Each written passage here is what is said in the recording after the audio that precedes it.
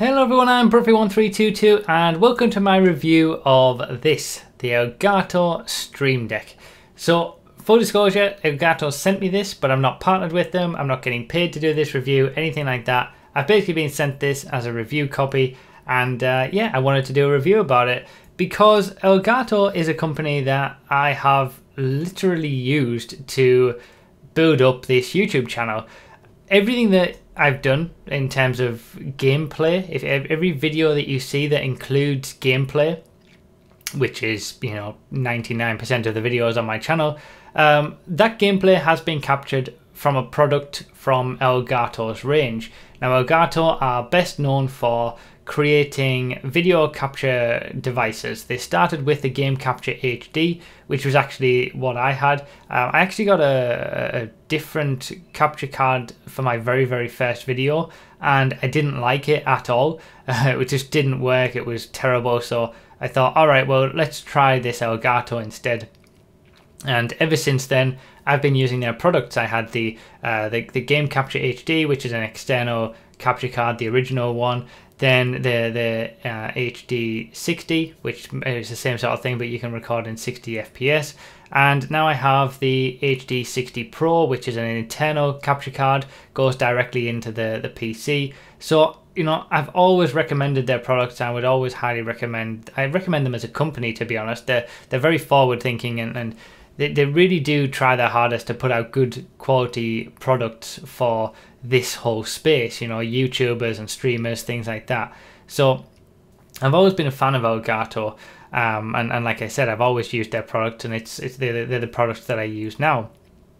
But this is something that is very different. This was something very new to what they had done in the past. Previously, they'd only been about capture cards, whereas this is basically a control device for streaming. So mine is currently set up over here. I'm going to show you it and show you how it works as well. But just to quickly show you what's in the box, you get a bit of information, a booklet to tell you instructions, and then the Stream Deck itself goes here. So there's not an awful lot to really talk about when it comes to the box. So let's get on to the actual Stream Deck, show you what it is, show you what it can do, because it really has made me feel like I'm more in control of my streams. Okay, so this is an Elgato Stream Deck, and I would forgive you if you were thinking, what on earth is this? It's basically a control panel.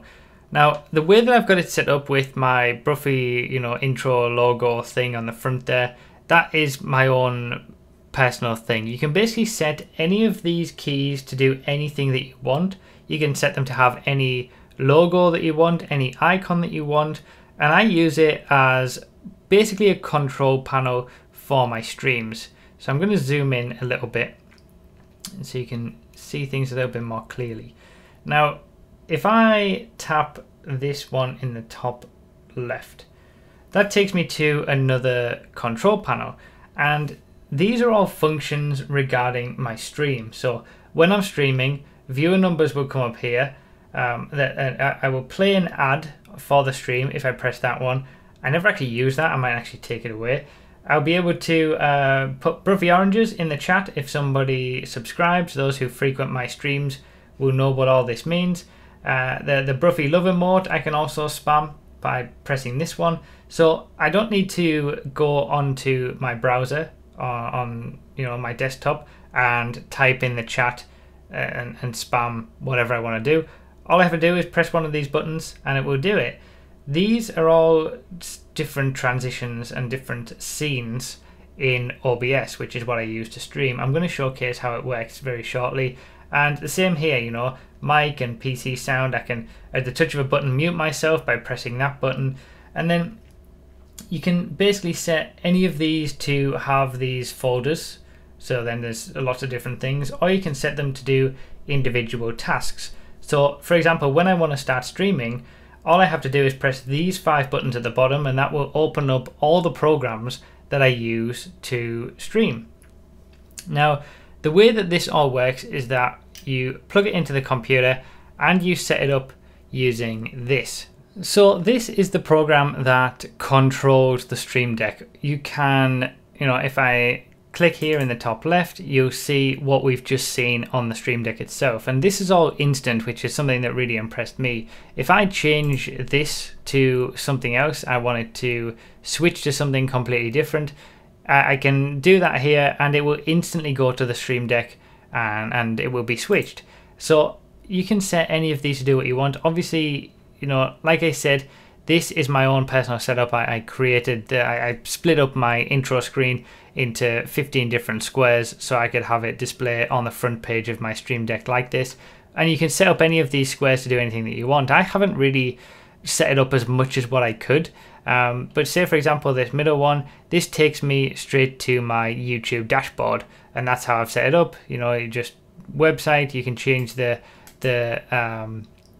icon to anything that you want here, and put in the URL. So when I press this middle button on my Stream Deck, it will open up a browser or go into a new tab on a browser I've already got opened and take me straight to my YouTube dashboard.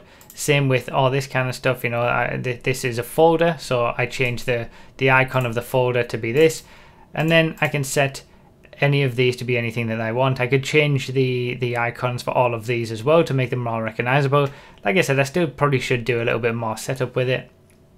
And you've got a lot of different options. You've got the game capture program itself, so I don't tend to use it as much for that. I do focus this more on streaming.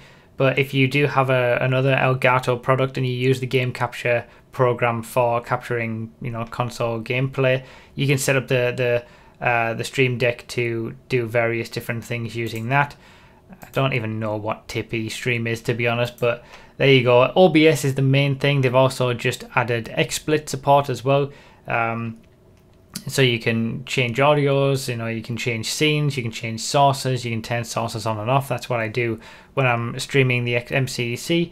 I can use these buttons just to quickly switch between scenes and switch between the action to showcase what we're doing on the stream. It's basically made my stream life a lot easier because I can now do things that I want to do on the stream a lot quicker without having to go into the OBS program and then click it that way, things like that.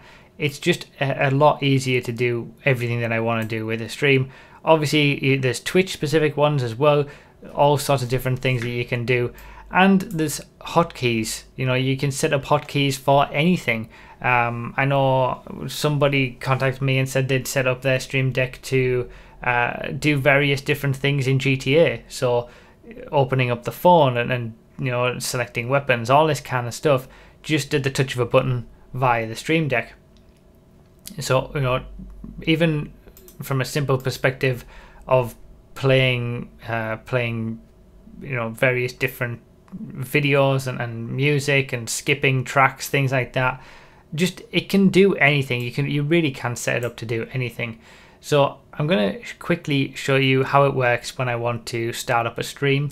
So we're back to this shot now. I've set all 5 of these buttons to start a different program, and it's all the programs that I need to begin streaming. So if I just press each of these buttons, and you can see the things just start to happen on the screen. My Twitch dashboard opens, my chat opens, the OBS program opens. There you go, there's me holding the camera, and stream labels as well, and also the voice meter application which I use for sound. So at the touch of those 5 buttons on the bottom of the Stream Deck, everything that I need to start my stream has been opened immediately. And I'm going to showcase what happens in Stream Deck when I want to switch scenes via OBS.